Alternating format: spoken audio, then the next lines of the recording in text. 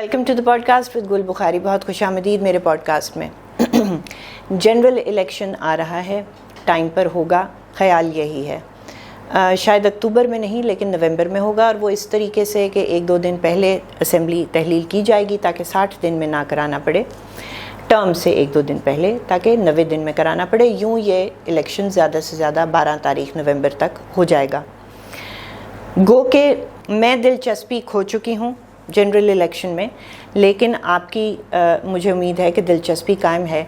तो उसके एक मखसूस ज़ाविये को आज मैं एड्रेस करने लगी हूँ, और वो मखसूस ज़ाविया ये है कि पीडीएम की जो इस वक्त सीनियर जमात है, पाकिस्तान मुस्लिम लीग नून, उसकी शायद आप जानते ही हैं, हमेशा स्ट्रैटेजी ये रही है कि उसने पंजाब पे कंसंट्रेट किया है। पंजाब सबसे बड़ा सूबा है, वहाँ से ज़्यादा सीटें आप पंजाब ले जाएं तो आप बड़े आराम से नेशनल हुकूमत अपनी मतलब फ़ेडरल हुकूमत बना पाते हैं। लेकिन इस दफ़ा कुछ ऐसा भी फ़ैसला किया गया है कि इमरान खान साहब की पार्टी को और उनको गो के वैसे ही हशर है, लेकिन उसको कम्प्लीटली केपी से खैबर पख्तूनख्वा से राउट करना है।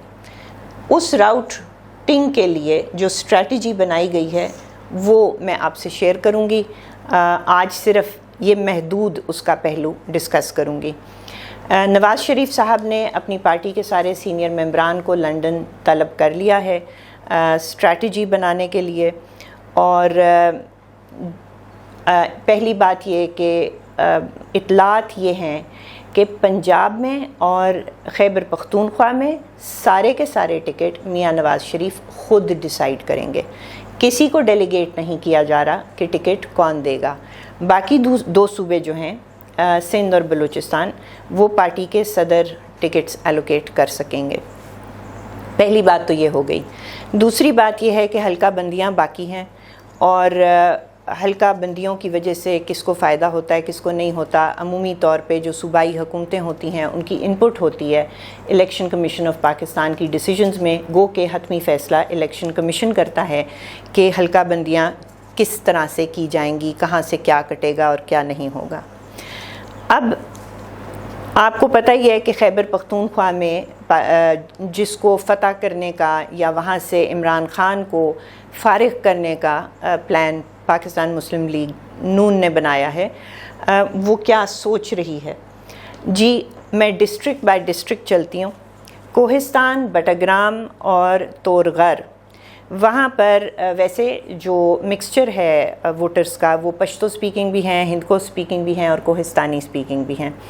तो ज़्यादातर सीटों पे नून लीग ने फ़ैसला किया है कि वो अपना कंटेस्टेंट खड़ा करेगी अकेले। लेकिन कई जगहों पे वो जमीयत उलमाए इस्लाम के साथ सीट एडजस्टमेंट करेगी। उस सीट एडजस्टमेंट की शक्ल क्या निकलती है कि वो खदोखाल अभी हमारे पास नहीं है कि आप बंदा बिठा लेते हैं या आप वीक कैंडिडेट खड़ा कर देते हैं या जो भी होता है। तो चंद सीटों पे वहाँ जमीयत उलमाए इस्लाम के साथ सीट एडजस्टमेंट होगी। फिर आ जाइए एबटाबाद, हरीपुर और मानसेरा डिस्ट्रिक्ट्स पे। यहाँ पर ज़्यादातर हिंदको स्पीकिंग है, और यहाँ पे नून लीग जो है वो अपने आप को स्ट्रॉन्ग समझती है और वो वहाँ अपने ही उम्मीदवार अकेले खड़े करेगी। मालाकंड डिवीज़न पे आइए। स्वात और शांगला में अपनी सीटों पे अपने कैंडिडेट खड़े करने का प्लान है, लेकिन दीर और फिर मालाकंड के अंदर जो मालाकंड डिस्ट्रिक्ट है, चित्राल और बुनेर, वहाँ पे सीट एडजस्टमेंट का प्लान है पीपल्स पार्टी के साथ।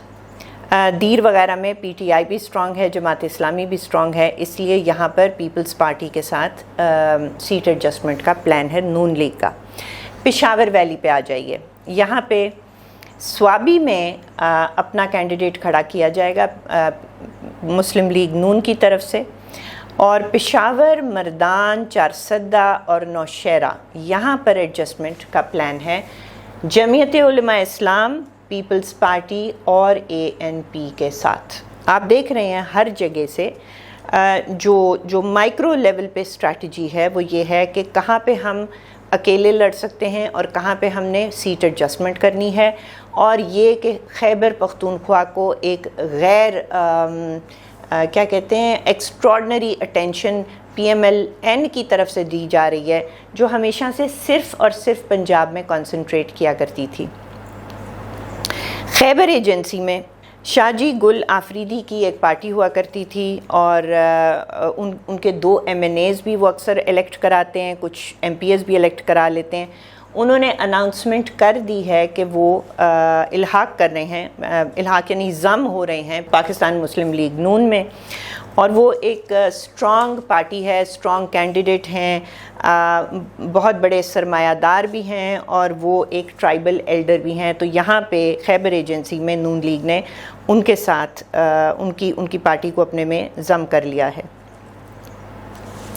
اس لیے نون لیگ کو خیبر ایجنسی میں چند سیٹوں کی اس طرح سے امید ہے۔ اور اب آپ کو پتہ ہے کہ خیبر ایجنسی ایک ایجنسی نہیں ہے، کانسٹیٹیوشنلی وہ بھی اب خیبر پختونخوا کا پارٹ ہے۔ پھر بھی PTI کو شاید جسے راؤٹ ہم کہتے ہیں، یعنی وہاں سے بالکل نکال دینا کوئی اتنا آسان کام نہیں ہے، اور اطلاع یہ ہے کہ ابھی جتنی ڈیفیکشنز ہو چکی ہیں وہ ہو چکی ہیں، چند بہت اہم ڈیفیکشنز جو ہیں وہ بالکل آخر میں آ کر ہوں گی، مثلاً پرویز خٹک صاحب، تاکہ اینڈ ٹائم پہ، اب یہ تو میں آؤٹ کر رہی ہوں بات، کہ اینڈ ٹائم پہ ایک سیٹ بیک ہو عمران خان صاحب کو۔ KP کے ساؤتھ میں آئیے، کرک، کوہاٹ، ہنگو، وہاں پہ 97 تک کچھ نہ کچھ جیتا کرتے تھے، لیکن اس کے بعد سے نون لیگ وہاں سے وائپ آؤٹ ہو چکی تھی۔ تو وہاں پہ بھی کوشش کی جا رہی ہے، اب نام میں نہیں لے سکتی، وہاں پہ بھی ایک اسٹرانگ کینڈیڈیٹ ہیں، پارٹی ہیں، جو کہ کیونکہ انہوں نے ابھی تک اعلان نہیں کیا کہ وہ نون لیگ کے ساتھ ایڈجسٹ ہو رہے ہیں یا ان کے ساتھ شامل ہو رہے ہیں، تو نام نہیں لیا جا سکتا، اناؤنسمنٹ باقی ہے۔ وہ اکثر ہنگو سے اور اورکزئی سے کنٹیسٹ کرتے ہیں الیکشن، تو ان کے ساتھ ان کے اوپر کام کیا جا رہا ہے نون لیگ کی طرف سے۔ تو یہ میرے خیال میں گو کہ میری کافی اب عدم دلچسپی ہو چکی ہے الیکشن کے حوالے سے، اور اس کی کچھ وجوہات بھی ہیں، اور خاص طور پہ میں نے آج آپ سے خیبر پختونخوا کی بات کی ہے، اور اس کی میں وجہ بھی آپ کو بتاتی ہوں کہ میرا انٹرسٹ کیوں لوز ہو رہا ہے۔ پچھلے ہفتے کے آخر میں، شاید فرائیڈے کا دن تھا، جمعے کا شاید دن تھا، عالم زیب محسود صاحب جو ہیں وہ پشتون تحفظ موومنٹ کے ایک مرکزی لیڈر ہیں اور ہیومن رائٹس ایکٹیوسٹ ہیں، اور انہوں نے بیسکلی جو کام کیا ہے، انہوں نے بہت ڈیٹا کلیکشن اور ریسرچ کی ہے مسنگ پرسنس کے حوالے سے۔ تو جی ان کو رات کے ٹائم ان کے گھر پہ چھاپا مار کے ان کے ایک بھتیجے سمیت اٹھا کر لے گئے، اور اگلے دن جب ان کو کورٹ میں پیش کیا گیا تو ان کے اوپر پرچہ ہوا تھا جی چرس کا۔ یہی کام آپ نے دیکھا جو PTI نے کیا تھا رانا ثناء اللہ کے ساتھ، اور آج PDM کی شکل میں رانا ثناء اللہ صاحب حکومت میں ہیں، اور اس قسم کے پرچے جھوٹے ہیومن رائٹس ایکٹیوسٹ کے اوپر کیے جا رہے ہیں۔ عالم زیب محسود جو ہیں ان کو سب جانتے ہیں، وہ صرف ایک ہیومن رائٹس ورکر ہیں، اور اس لیے افسوس ہوتا ہے کہ کیا کچھ بھی نہیں بدلا۔ ان کا قصور کیا ہے کسی کو سمجھ نہیں آئی۔ اس کے اوپر محسن داوڑ صاحب نے جو MNA ہیں، انہوں نے نیشنل اسمبلی میں تقریر کی، اور انہوں نے کیا کیا کہ گو کہ ہو سکتا ہے کہ یہ ایکچولی جو سٹیٹمنٹ آئی تھی نیتھن پورٹر کی طرف سے، جو IMF کو ہیڈ کرتے ہیں پاکستان میں، ان کی طرف سے ایک سٹیٹمنٹ آئی تھی، وہ یہ تھی کہ we take note of the recent political developments and while we do not comment on domestic politics, we do hope that a peaceful way forward is found in line with the constitution and the rule of law. اب یہ بات انہوں نے کسی اور شاید context میں کی تھی، لیکن آج یہ ان کا جملہ محسن داوڑ صاحب نے دہرایا، آج نہیں سوری جو پچھلا سیشن ہوا تھا نیشنل اسمبلی کا، اس میں کہ جب حالات ایسے ہوں تو پھر ظاہر ہے ہم اس بات پہ خفا بھی ہوتے ہیں، ناراض بھی ہوتے ہیں کہ IMF جیسے لوگ ہمیں کیوں ہماری ڈومیسٹک پالیٹکس میں کیوں مداخلت کر رہے ہیں۔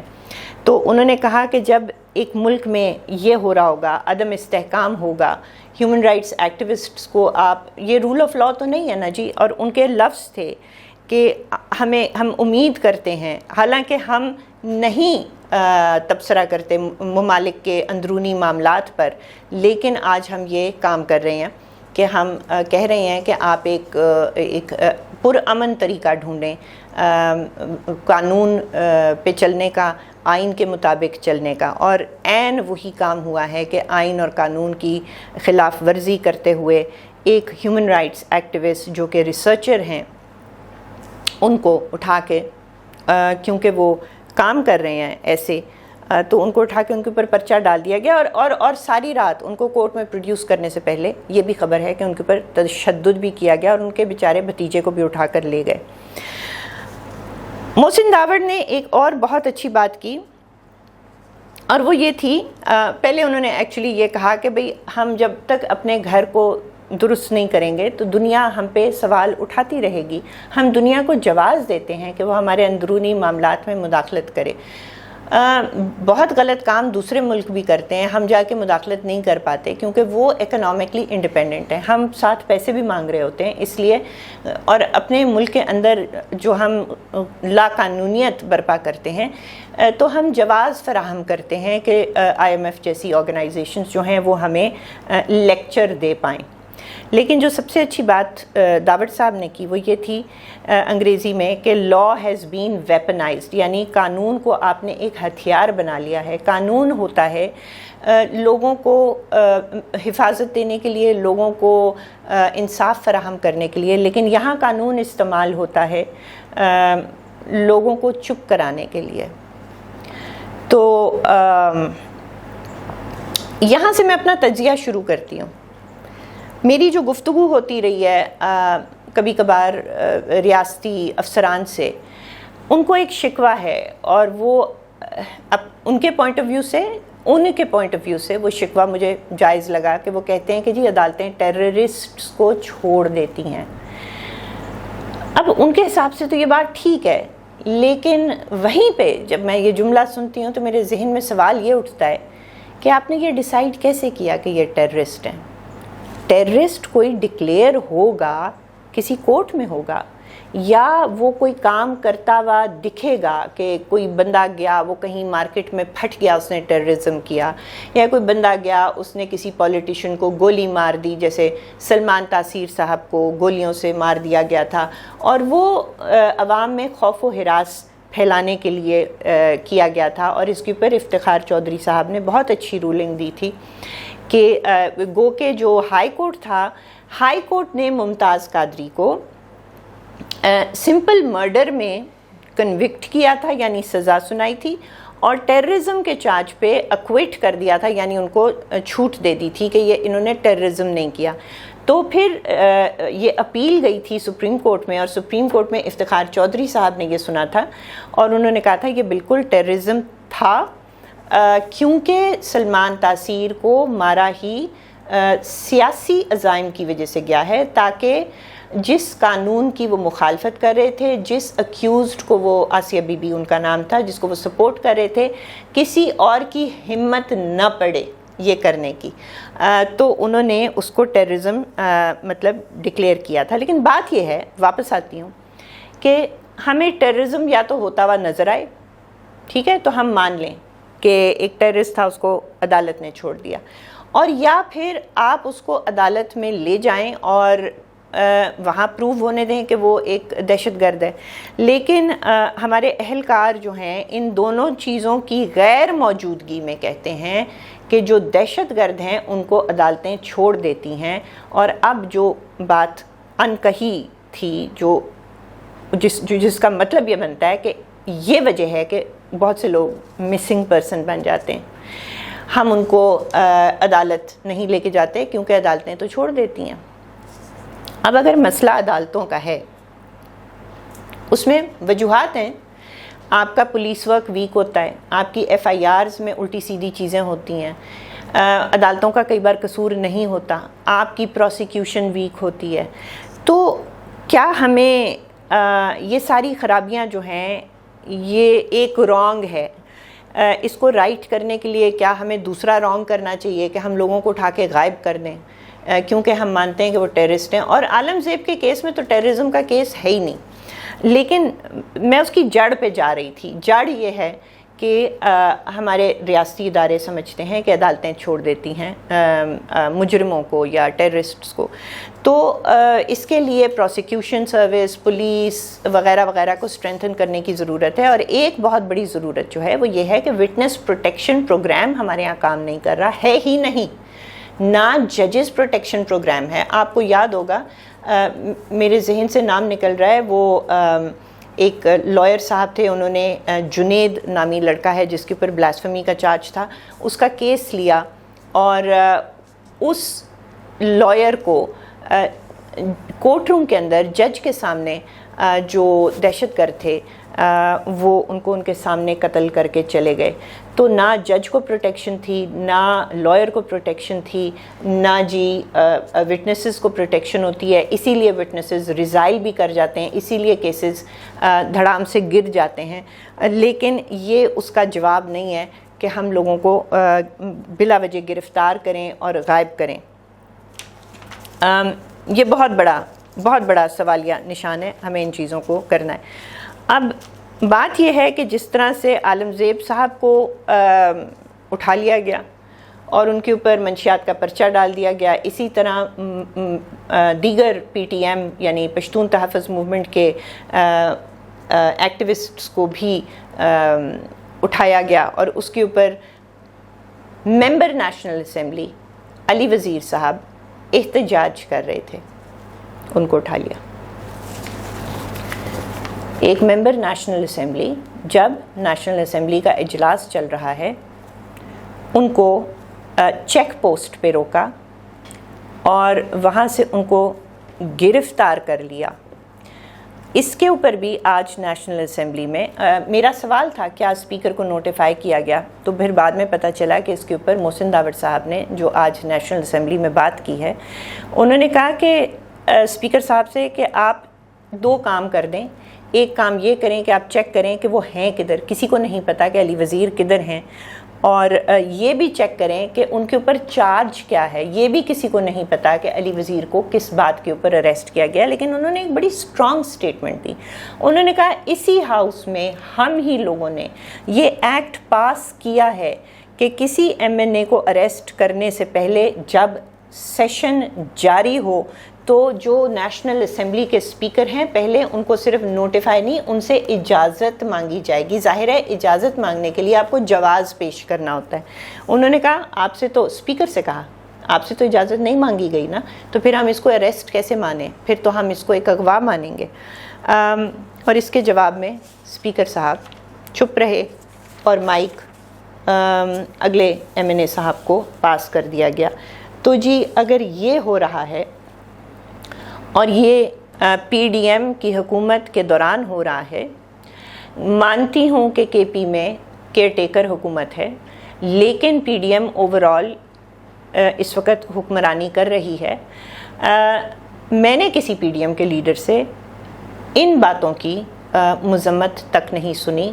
کو جا کے وہ کیئر ٹیکر حکومت سے بات کریں یا جن بھی اداروں نے یہ کام کیا ان سے بات کریں، وہاں پہ کیا الیکشن ہونا اور کیا نہیں ہونا، حالات اگر چینج نہیں ہونے، یہ پاکستان یا پاکستانی ایک ملک کو اگر ایک جسم کی طرح دیکھا جائے تو ہم سب اس جسم کے حصے ہیں۔ کوئی بازو ہے، کوئی جگر ہے، کوئی دل ہے، کوئی سر ہے، کوئی کچھ ہے۔